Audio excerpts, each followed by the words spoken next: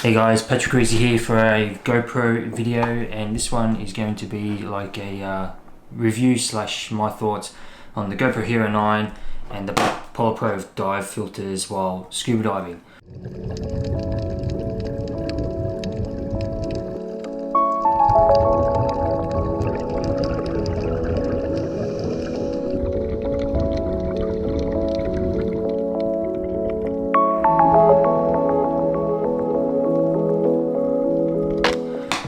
So I went to Right Pier yesterday in Melbourne and did a scuba dive, and yeah, it was awesome. Great place, first time I've been there, can't wait to go back. Beautiful little area off the pier, a lot of reef and fish to look at. If you're from Melbourne, highly recommend you visit Right Pier to do some either snorkeling or scuba diving if you're into that. So I've had the GoPro Hero 9 for about a month now, and this is the first time I've actually had a chance to do some underwater stuff, which is, you know, scuba diving is my favourite thing to do underwater. Was really excited to test that out, and I got these PolarPro dive filters. So if you're not familiar with dive filters, these help bring back the natural colour underwater. When you dive under blue water, you lose a lot of red light waves, so these filters help bring back the natural colour. So this is the red filter. It's probably the most commonly used. You generally use this when you go into blue water, a bit deeper. They give you also a, I don't know if you can see that. That's the shallow filter, so you'd use that, say, snorkeling. It's just a lighter tint of red than compared to that one. And this is the magenta filter. I've never had to use it. That's for green water. Yeah, so most of the people will probably use the red filter. Anyway, I'll just quickly show you how to put it on. They give you these little tethers so you don't lose it when you take it off. So I don't know how well you can see that. You just loop that into one of the holes. It might be easier if you get it in there, get like a pin, and just try and flick it out. I've had difficulty getting it out. There you go. Yeah, so once you've tethered that in, just loop it again, loop it inside the hole, and just pull that. Yeah, right. So once you've got that on, you get your dive housing.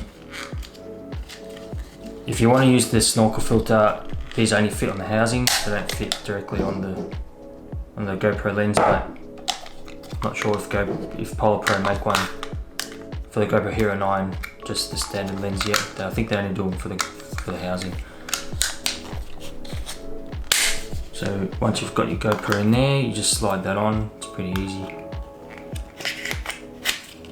like that.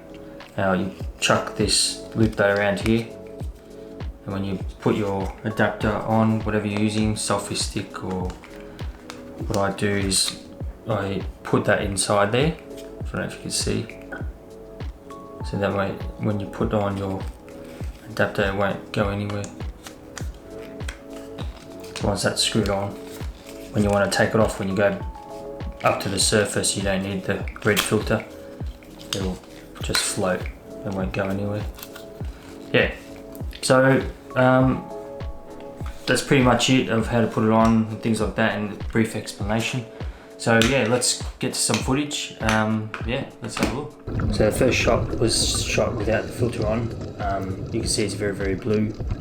And the next shot is with the filter on, so you can see the natural colours come back and they look far more realistic. I didn't have two GoPros side by side to compare, unfortunately, so I had to do two separate shots. The GoPro settings I used was 5K resolution, 30 frames per second. Bitrate was set to high. White balance is set at 5500K. Probably want to set it at something at least, because the white balance will change a lot underwater, make it a pain to color grade in post. Color profile, I left it at flat. I find that the GoPro color profile oversaturates it a little bit. And that's pretty much it for the settings. I'll put a link in the description so you guys can copy those settings. So that's it for this video, guys. Just wanted to give you my thoughts on the GoPro Hero 9 scuba diving. The GoPro Hero 9 is probably the best camera that I've dived with. it's the battery life that makes all the difference with this new bigger battery. I was recording in 5K 30 for about 30, I think it was about 45-minute dive, just using the quick capture, and I got about probably 25 minutes of footage without editing it as well. And I checked the battery at the end, and it was about 60% battery left. Now that is great, because when you're down there you can't change your battery. So I've dived with the other previous GoPros, and I always remember it being around 20 to 30%, and sometimes even running out. So yeah, with the GoPro, with the PolarPro filters, they're great as well, pretty convenient. Just slide on and off like that. But one gripe I've got is when you want to take it off and film when you're above the surface and you don't want this on, or when you're just snorkel level, this can dangle in front of your shot, just like you saw in that first shot I did. What they did with the previous GoPro, the Hero 8, they had a switchblade system, and Backscatter been doing this for a while. So what that is this clamps in front of your lens. This is the Backscatter version, but this is for the Hero 7, so it won't fit my Hero 9 housing.